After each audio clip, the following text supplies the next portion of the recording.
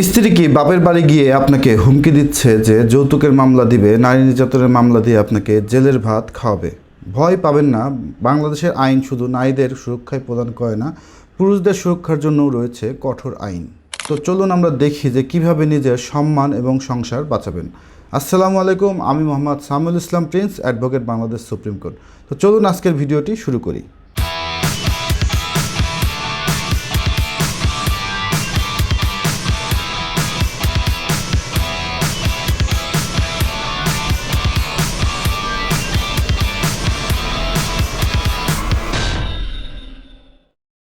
একটি সাজানো সংসার হঠাৎ তাসের ঘরের মতো ভেঙে পড়ার অবস্থায় চলে গিয়েছে।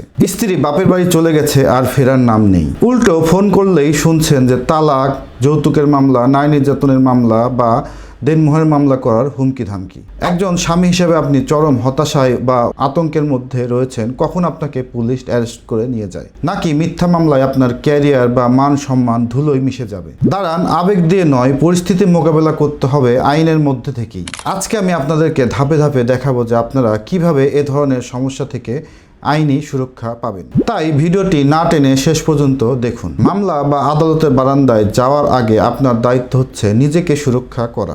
স্ত্রী আপনার বাড়ি ছেড়ে যাওয়ার সাথে সাথেই অথবা স্ত্রী আপনাকে যেই মাত্র হুমকি ধামকি প্রদান করবে, আপনি সাথে সাথেই আপনার নিকটস্থ থানায় স্ত্রীর বিরুদ্ধে সাধারণ ডায়েরি করুন বা জিডি করুন। মনে রাখবেন যে আপনি যদি থানায় একটি জিডি দায়ের করে রাখেন, সেক্ষেত্রে ভবিষ্যতে আপনার স্ত্রী যদি আপনার বিরুদ্ধে মিথ্যা মামলা মোকদ্দমা দায়ের করে, সেক্ষেত্রে আপনি বিজ্ঞ আদালতে আপনার জিডিটি উপস্থাপন করে নিজেকে নির্দোষ প্রমাণিত করতে পারবেন। আপনার জিডিতে মূলত তিনটি বিষয় অবশ্যই উল্লেখ করবেন। প্রথমত, যে স্ত্রী স্বেচ্ছায় আপনার বাসা থেকে তার বাপের বাসায় চলে গেছে, অর্থাৎ আপনি তাকে জোর করে আপনার বাসা থেকে বের করে দেননি, অথবা আপনার বিনা অনুমতিতে আপনার স্ত্রী আপনার বাড়ি থেকে তার বাপের বাড়ি চলে গিয়েছে।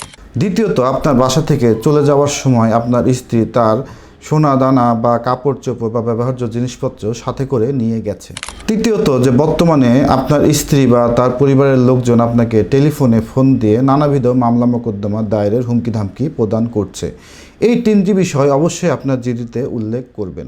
থানায় জিডি দায়েরের পরে জিডির কপিটি আপনি সযত্নে আপনার কাছে রেখে দিবেন, কেননা ভবিষ্যতে যদি আপনার স্ত্রী মারধরের মিথ্যা অভিযোগ এনে থানায় বা আদালতে আপনার নামে মিথ্যা মোকদ্দমা দায়ের করে, সেক্ষেত্রে এই জিডি আপনার একটি নির্দোষ হওয়ার বড় প্রমাণ হিসাবে বিবেচিত হবে।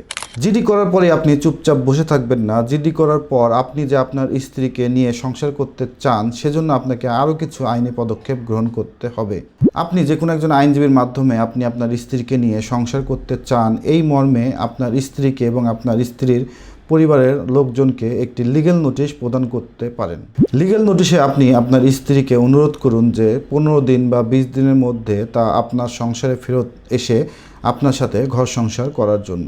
এই ধরনের লিগ্যাল নোটিশ আপনার ভবিষ্যৎ মামলা মোকদ্দমার ক্ষেত্রে একটি বড় প্রমাণ হিসাবে বিবেচিত হবে, কেননা আপনি তখন বিজ্ঞ আদালতে উপস্থাপন করতে পারবেন যে আপনি আপনার স্ত্রীকে নিয়ে সংসার করতে আগ্রহী, কিন্তু আপনার স্ত্রী আপনার সাথে সংসার করতে আগ্রহী নয়। লিগ্যাল নোটিশ পাওয়ার পরেও যদি আপনার স্ত্রী আপনার সংসারে ফিরে না আসে বা ঘর সংসার না করে, সেক্ষেত্রে ভবিষ্যৎ মামলা মোকদ্দমায় আদালত মনেই করবে যে স্ত্রী স্বেচ্ছায় আপনার বাসা থেকে চলে গিয়েছে, আপনি তাকে জোর করে আপনার বাসা থেকে বের করে দেননি। এরপরের কাজটি হচ্ছে যে লিগ্যাল নোটিশ দেওয়ার পর যদি আপনার স্ত্রী আপনার সংসারে ফিরে না আসে, সেক্ষেত্রে আপনি আপনার স্ত্রীর বিরুদ্ধে দাম্পত্য পুনরুদ্ধারের মামলা দায়ের করতে পারবেন। সোজা কথায় বউ ফেরত আনার মামলা। এছাড়াও আপনার শ্বশুর শাশুড়ি যদি আপনার স্ত্রীকে জোরপূর্বক আপনার শ্বশুর বাড়িতে আটক রাখে, সেক্ষেত্রে নির্বাহী ম্যাজিস্ট্রেট আদালতে 100 ধারার মামলা করেও আপনি আপনার স্ত্রীকে আপনার কাছে ফিরে আনতে পারবেন।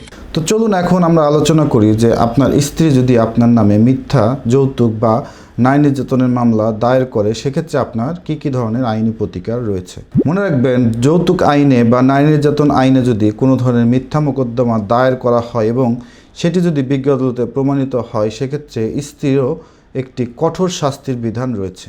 যৌতুক নিরোধ আইনের 6 ধারা অনুযায়ী যদি বিজ্ঞ আদালতে প্রমাণিত হয় যে স্ত্রী তার স্বামীর বিরুদ্ধে বা স্ত্রীর পরিবারের লোকজন যদি স্ত্রীর স্বামীর বিরুদ্ধে কোনো ধরনের মিথ্যা মোকদ্দমা দায়ের করে থাকে, সেক্ষেত্রে ওই মিথ্যা মামলা দায়েরকারীর ৫ বছর পর্যন্ত কারাদণ্ড, এছাড়াও এর অতিরিক্ত ৫০,০০০ টাকা পর্যন্ত অর্থদণ্ড অথবা উভয় দণ্ডেও তারা দণ্ডিত হতে পারে। সুতরাং যৌতুক নিরোধ আইনের ৬ ধারা অনুযায়ী যদি স্ত্রী বা স্ত্রী পক্ষের লোকজন স্বামীর বিরুদ্ধে মিথ্যা যৌতুকের মামলা দায়ের করে, সেক্ষেত্রে তাদের জন্য আইনে কঠোর শাস্তির বিধান রয়েছে। এছাড়াও নারী ও শিশু নির্যাতন দমন আইনের ধারা ১৭ অনুযায়ী স্ত্রী যদি স্বামীর বিরুদ্ধে যৌতুকের জন্য সাধারণ জখমের মামলা মোকদ্দমা দায়ের করে, সেক্ষেত্রে এই মিথ্যা মামলা দায়েরের জন্য স্ত্রীর ৭ বছর পর্যন্ত সশ্রম কারাদণ্ড হতে পারে। সুতরাং কেউ আপনার বিরুদ্ধে মামলা করলেই আপনি অপরাধী হয়ে গেলেন না।